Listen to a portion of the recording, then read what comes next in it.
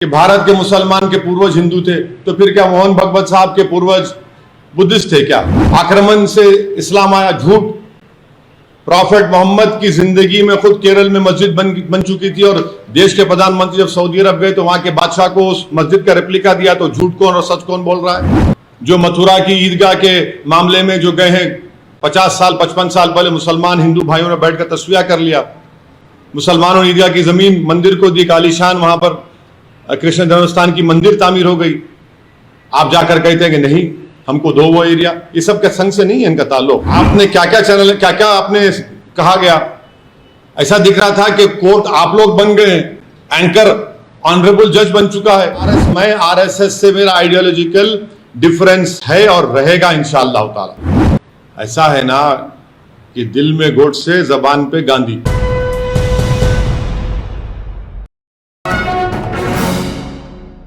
इंसिडेंटरी speech थी उनकी, उनको खपत आ रही है कि भारत के मुसलमान के पूर्वज हिंदू थे, तो फिर क्या मोहन भगवत साहब के पूर्वज बुद्धिस्ट थे क्या? क्या बात है? आक्रमण से इस्लाम आया, झूठ।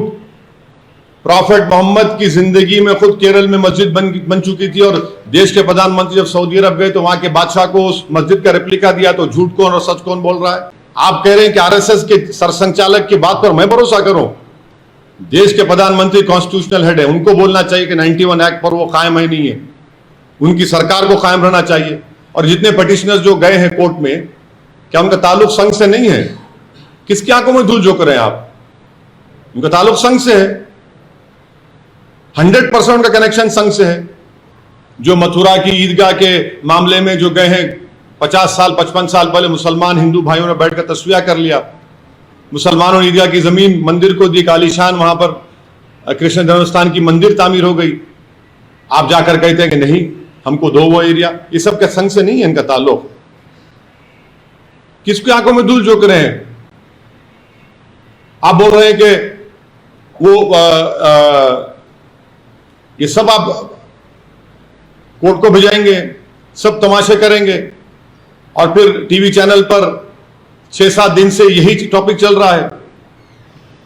टीवी चैनल तो वहां पर एक कैमरा लगा दिए, बोले ये क्या है, एक एक आदमी को बिठा के। आप लोग ही तो किए ना, मीडिया के लोग 1-1 घंटा प्राइम टाइम पे, ये क्या है, उसका ये हिस्सा देखिए, उसका। हम ये बोल रहे हैं कि 91 का एक्ट फाइनल है। 91 का एक्ट ने कह दिया कि 15 अगस्त 1947 को जो मंदिर, मस्जिद, गिरजाघर थी, गुरुद्वारा था, उसको नहीं तब्दील किया जाएगा, हिस्सा खत्म।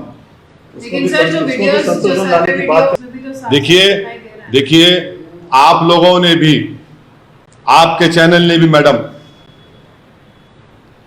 रिपब्लिक टीवी चैनल ने भी एक चलाया था। आप मोहन भगवत पे क्या बोलेंगे? अब आप बोलिए। अब आपने क्या क्या चैनल, क्या क्या आपने कहा गया? ऐसा दिख रहा था कि कोर्ट आप लोग बन गए, एंकर ऑनरेबल जज बन चुका है। तो आप उनके बयान पे तो सर आपको खुश होना चाहिए। वो बोले क्यों खुश होऊंगा मैं क्यों? नहीं, मैं आरएसएस से मेरा आइडियोलॉजिकल डिफरेंस है और रहेगा इंशाअल्लाह ताला। अगर सच बोल रहे हैं तो इसको अच्छी बात बोल रहे हैं। सुनिए, आप सच की बात कर रहे हैं, आप लोग पढ़ते नहीं है। आप लोगों को आदत डालना चाहिए। बड़ी हमदर्दी से आपको बोल रहा हूं, आप बेहतरीन जर्नलिस्ट हैं, आप तमाम लोग। अल्लाह करे कि आपका मुस्तकबिल और रोशन हो, आप बड़े बड़े टीवी चैनल में जाकर काम करें। हो सकता है कि आप 6 बजे और 9 बजे के एंकर ही बन जाएंगे कभी। हम आपसे एक ही रिक्वेस्ट कर रहे हैं कि नाथूराम गोडसे के भाई का स्टेटमेंट पढ़िए, जो उन्होंने अडवाणी साहब के बारे में क्रिटिसाइज कर कहा कि अडवाणी झूठ बोल रहे हैं। नाथूराम गोडसे और हम पूरे गोडसे भाई तो आरएसएस से थे, ताल्लुक था हमारा। ऐसा है ना कि दिल में गोडसे, जबान पे गांधी। दिल में गोडसे, जबान पे बाबा साहब अंबेडकर। दिल में गोडसे, जबान पर ज्योतिराव फूले। ये सर बीजेपी, हाँ पूरे संघ, बीजेपी, सब है इसमें। Law will take its own course, इस पे तय बोलना है मेरे को। अरे जितना बड़ा भाई, law will take its own course. अब बिल्कुल ले लिए। कोई मॉरल हाई ग्राउंड कोई नहीं ले रहे। हीनियस क्राइम है। सुनिए, आप बहस मत करिए। हीनियस क्राइम है, law will take its own course. Law will take its own course, तो आप फिक्र मत करिए। सर, आप जम्मू कश्मीर में जो टारगेट किलिंग हो रही है सर, उस पर आपका क्या कहना है? क्योंकि सेलेक्टिव अब आप लोग जो है बीजेपी के स्पोक्स पर्सन को बचाने की पूरी कोशिश कर रहे हैं। आप लोग किलिंग हो रही ना सर? नहीं, अब आप लोग जो है जो जिस मुद्दे पे हम आप लोगों को तकलीफ दी आने के लिए, अब आप लोग अब अपने एजेंडे पे आ गए। अरे ये भी अब ऐसा है। नहीं सुनिए, सर, इस पर चल रही है। सुनिए, मैं बोल रहा हूं आपको, मैं ठहरो ना।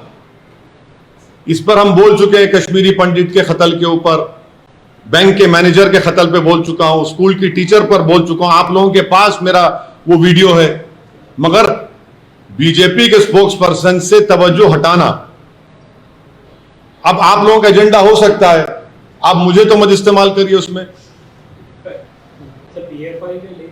अब मुझे इस्तेमाल मत करिए। आपको दिया गया है पूरा नोट रिपोर्ट दी गई आप लोगों को बोलने के लिए। अब आप पूछते रहो। मैं देश के पसंद नहीं है उसके ऊपर, मैं देश के प्रधानमंत्री से सिर्फ यही डिमांड करूंगा कि नेशनल स्पोक्स पर्सन को अरेस्ट किया जाए। नेशनल सुनिए, और कानपुर में एनएसए लगाया। आप यहां पर क्या कर रहे हैं भाई? यहां पर क्या कर रहे हैं आप? क्या सस्पेंशन पनिशमेंट है? 10 दिन से खामोश थी बीजेपी। पूरे विश्व में देश की बदनामी हो रही है कि वाइस प्रेसिडेंट ऑफ इंडिया हमारे उस कंट्री में और एम्बेसडर को बुलाया जाता है, जो डिप्लोमेटिक लैंग्वेज में कहते हैं डिमार्शे दिया जाता है उनको, और एम्बेसडर साहब स्टेटमेंट देते हैं। कैसे देते हैं स्टेटमेंट? वो फ्रिंज है। अरे आप बीजेपी के नहीं है, आप मिनिस्ट्री ऑफ एक्सटर्नल अफेयर्स से आपका ताल्लुक है। ये क्या सीपीपी का एक मॉडल हो गया क्या यहां पर भारत में? सभी मामलों में ऐसा क्यों नहीं सोचते कि law will take its own course? ये एक ही मामले में लॉ विल सुनिए, अब आप बोल दिए ना, लगा तूने केसेस एफआईआर, जेल को क्यों नहीं भिजा रहे? फिर उसको अरेस्ट क्यों नहीं कर रहे? ये मामले अरे जेल को क्यों नहीं भिजा रहे भाई? आप जब सस्पेंड कर रहे हैं किसी को पार्टी से, तो आप मान रहे ना गलती की, तो फिर गलती करे तो फिर केस क्यों नहीं बुक होता? हाँ ठीक है, चलो वो तो आप खुद आप यही दिखाना चाह रहे। फिर ये जो स्टेटमेंट दिए फ्रिंज है, फुला है, हाँ? Law will not take its own course because the law is being stopped by the ruling party of India. Law is selectively being used only against dissenters, only against Muslims and Dalits. NSA लग जाता है पत्थर फेंकने वालों पर, so called पत्थर फेंकने वालों पर। कल बदायूं में एक मुसलमान को गोश्त की स्मगलिंग पर उसके रेक्टम में रॉड घुसड़ दिया गया, रेक्टम में, और एक पुलिस वाला सस्पेंड नहीं होता, 307 उसके ऊपर बुक नहीं होता। जिस स्टेट से प्रधानमंत्री एमपी हैं वहां के उस प्रदेश में होता है ये। क्यों? मुसलमान है, आप उसके रेक्टम में रॉड डाल देते हैं, और उसका वालिद जो है वो खबर खोद के पैसे कमाता। दिल्ली को अस्पताल ले गए, पैसे नहीं तो वापस लेकर आया बदायूं को। कौन से इंसाफ की बात कर रहे हैं आप लोग?